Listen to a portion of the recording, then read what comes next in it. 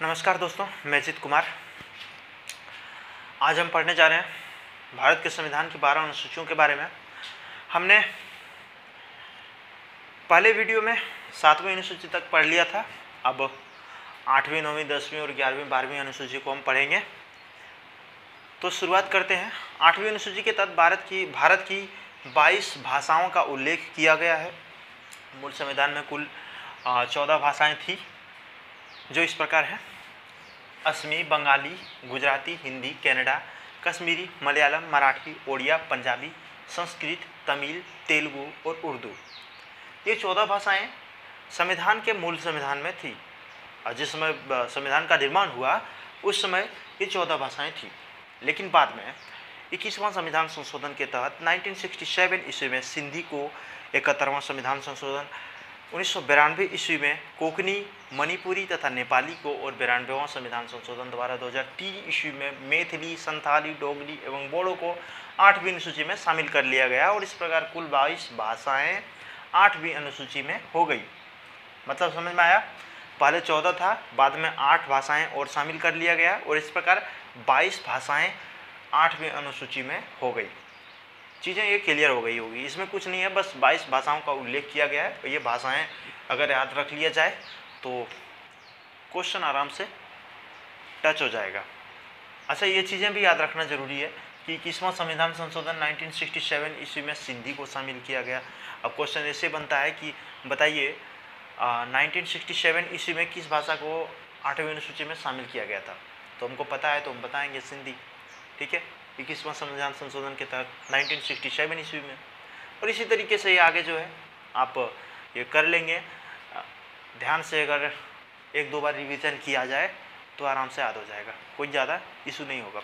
दूसरी चीज़ अब ये यहाँ पे जान लेना जरूरी है कि संविधान के जिस समय मूल संविधान बना था उस समय 8 ही अनुसूची संविधान में था। बाद में 9वीं, 10वीं, 11वीं, 12वीं इस अनुसूचियों को बाद में शामिल कर लिया। ठीक है,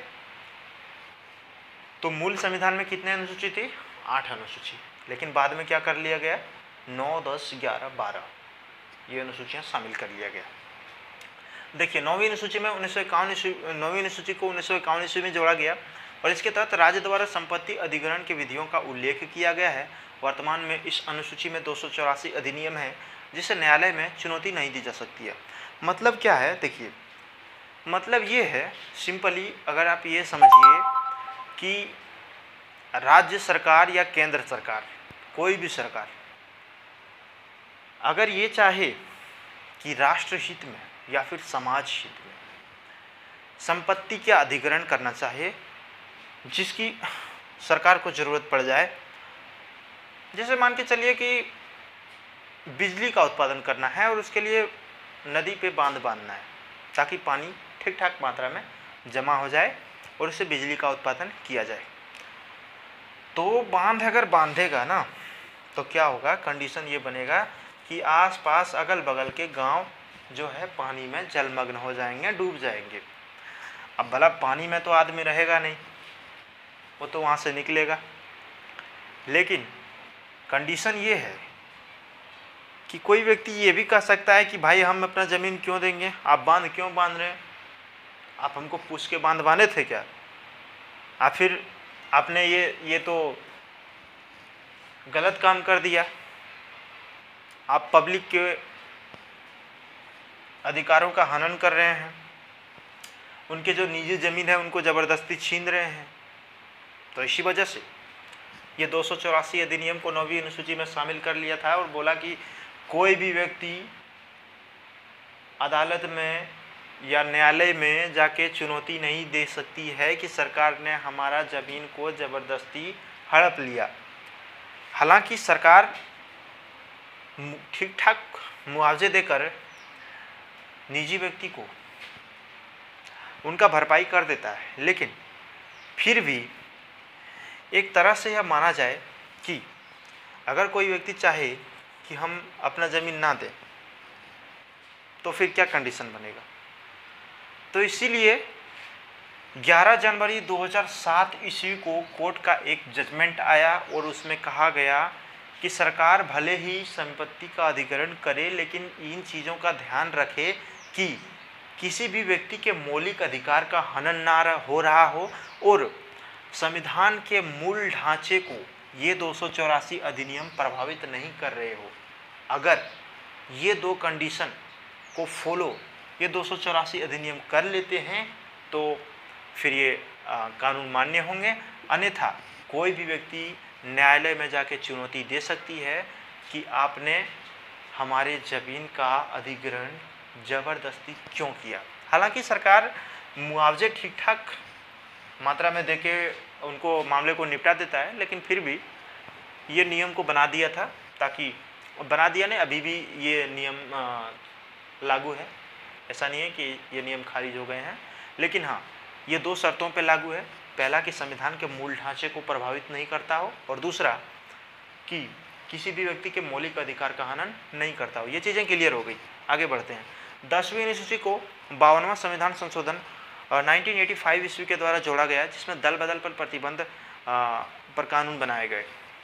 इसके तहत संसद या विधानमंडल के उन सदस्यों को अयोग्य घोषित कर दिया जाएगा जो उस दल को छोड़ते हैं जिसके चुनाव चिन्ह पर उसने चुनाव लड़ा था, पर अगर दल के 1/3 सदस्य अपना अलग दल बनाना चाहे या दूसरे दल में जाना चाहे तो वे अयोग्य नहीं होंगे, अर्थात वे दल बदल या नया दल बना सकेंगे। देखिए मतलब क्या है, मतलब ये है कि पहले 1985 ईस्वी के पहले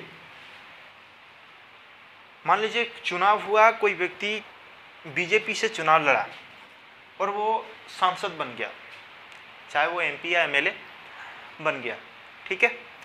बाद में उसने क्या किया ना कि पार्टी से मतभेद हो गया तो बीजेपी से वो कांग्रेस में चला गया, क्योंकि बीजेपी के पार्टी से उसको नफरत हो गया या फिर कुछ इसका मतभेद हो गया, तो लास्ट में उसने क्या किया कि चलो भाई इसको छोड़ते हैं और कांग्रेस में शामिल हो जाते हैं, कांग्रेस अच्छा पार्टी है, ये सब उनके दिमाग में आया। तो सरकार ने देखा कि ये तो गलत हो रहा है कि हमारे चुनाव चिन्ह से कोई व्यक्ति चुनाव लड़ा और बाद में उसने क्या किया कि हमारे ही पार्टी को छोड़ के वो दूसरे पार्टी में शामिल हो गया, और इस तरीके से सब अगर दूसरे पार्टी में शामिल हो जाएगा तो फिर तो सरकार गिर जाएगा, और ऐसा हुआ भी है। तो फिर क्या किया कि देखो ऐसे नहीं चलेगा, एक कानून बनाते हैं, और एक कानून बनाया और उसके तहत कहा गया कि संसद या विधानमंडल के उन सदस्यों को अयोग्य घोषित कर देंगे जो उस दल को छोड़ेगा जिसके चुनाव चिन्ह पर उसने चुनाव जीता था। लेकिन इसको एक शर्त के तहत पर एक और आगे बात इसमें कही गई कि अगर दल के 1/3 सदस्य, मतलब अगर मान के चलिए कि 1/3 सदस्य अगर चुनाव किसी भी पार्टी से लड़े हैं और दूसरी पार्टी में जाना चाहते हैं या फिर अपना अलग दल बनाना चाहते हैं तो वो स्वतंत्र हैं, वो बना सकते हैं, उनको अयोग्य घोषित नहीं किया जाएगा। लेकिन अगर एक व्यक्ति कोई चुनाव बीजेपी का कोई सांसद, मान लीजिए एक व्यक्ति है, सिंपली एक सांसद दूसरे पार्टी में जाना चाहे तो उसको अयोग्य घोषित कर दिया जाएगा और उसका जो है सदस्यता रद्द कर दी जाएगी। ये चीज़ें इसमें शामिल की गई 10वीं अनुसूची में। क्लियर हो गई होगी 10वीं अनुसूची। बढ़ते हैं 11वीं अनुसूची की ओर। तो सिंपल दल बदल पे रोक के लिए ये लगाई गई थी। अभी देखिए ये सब बहुत सारे एग्जाम्पल हैं। अगर आप डेली करंट अफेयर्स से जुड़े हुए हैं तो आप जानते होंगे मध्य प्रदेश में भी एक बार हुआ जिसमें कमलनाथ की सरकार गिर गई थी, ठीक है।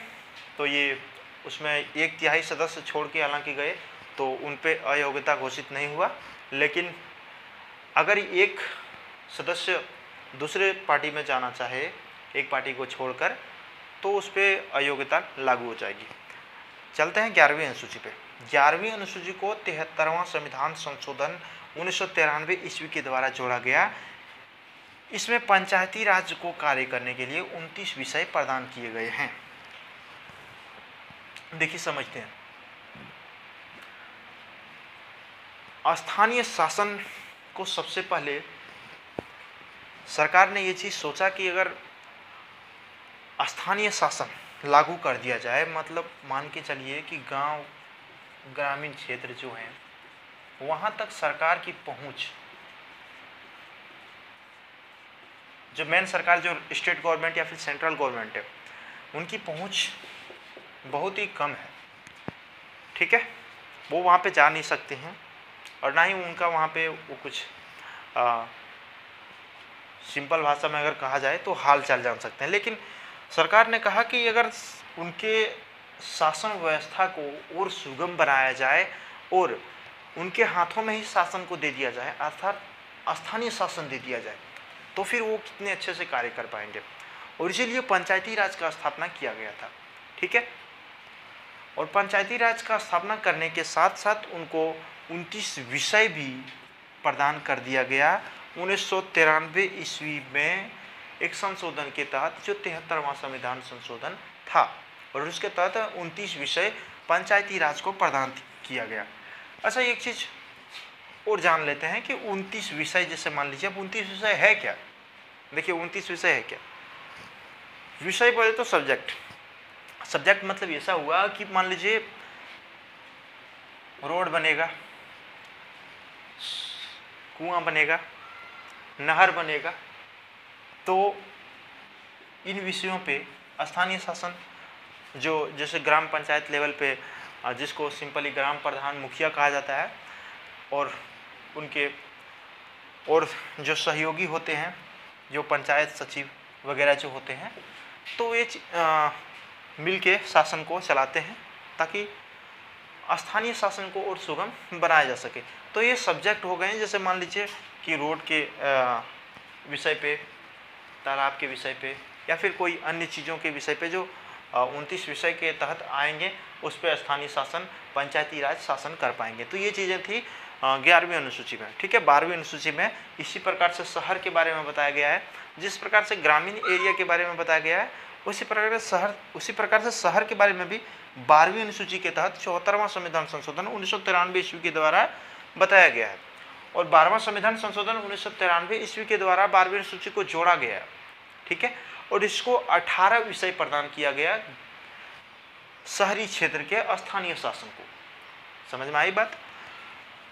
शहरी क्षेत्र के स्थानीय शासन को 18 ही विषय प्रदान किए गए हैं, लेकिन ग्रामीण क्षेत्र के स्थानीय शासन को 29 विषय प्रदान किए गए हैं। यहाँ अगर देखा जाए तो प्राथमिकता ग्रामीण को ज़्यादा दिया गया है, पंचायती राज को ज़्यादा दिया गया है, लेकिन शहर को थोड़ा सा कम दिया गया है। हालांकि ये एक वजह ये भी हो सकती है कि शहर तक सरकार का जो सेंट्रल या फिर स्टेट गवर्नमेंट होते हैं, उनका पहुंच ठीक ठाक होता है, लेकिन ग्रामीण एरिया तक उनका पहुंच थोड़ा ढीली पड़ जाती है। तो इसलिए स्थानीय शासन को वे अधिकार दे दिए गए ताकि वे अपना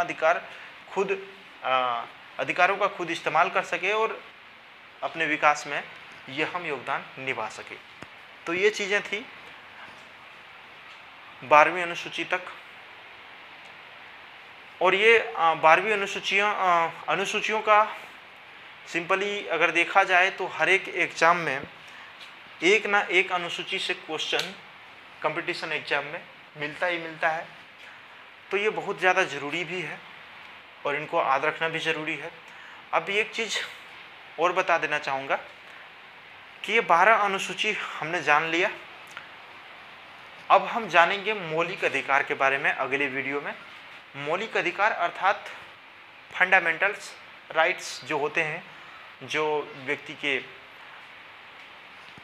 एक तरीके से कहा जाए कि सरकार मौलिक अधिकार का हनन भी नहीं कर सकता है, और सरकार का ये कर्तव्य भी बनता है कि उसका जनता का रक्षा करे और उसके बारे में उसको अवगत कराए, अच्छी शिक्षा प्रदान करे, अच्छा स्वास्थ्य प्रदान करे और अच्छा पर्यावरण प्रदान करे। ये सरकार का जिम्मेवारी भी होती है। तो ये मौलिक अधिकार के बारे में हम अगले वीडियो में जानेंगे और इसके बारे में हम पढ़ेंगे कि मौलिक अधिकार हमारा क्या है। अगर हम अपने अधिकार नहीं जानेंगे तो फिर हम कहें तो एक सफल जो व्यक्ति होता है या फिर एक जागरूक व्यक्ति होता है वो नहीं बन पाएंगे। तो इसलिए हमें मौलिक अधिकार को जानना बहुत ज़्यादा ज़रूरी है और हम अगले वीडियो में उसको कवर कर लेंगे मौलिक अधिकार के बारे में, ठीक है। मौलिक अधिकार में कुल मिलाकर अगर देखा जाए तो व्यक्ति को गरिमापूर्ण जीवन जीने का अधिकार प्रदान किया गया है। अगर आप मौलिक अधिकार को पूरी तरीके से पढ़ेंगे तो आप जान पाएंगे कि कैसे एक व्यक्ति जो कितनों ही निचले वर्ग का हो, लेकिन अगर वो अपने अधिकार जानते हैं तो वो फिर सरकार को भी चुनौती दे सकती है। ग्रामीण या फिर पब्लिक कोई ऐसा मान लीजिए कोई अत्याचारी या दुराचारी हो तो दूर की बात, सरकार को भी चुनौती दी जा सकती है मौलिक अधिकार के तहत। ठीक है, तो फिलहाल इतना ही।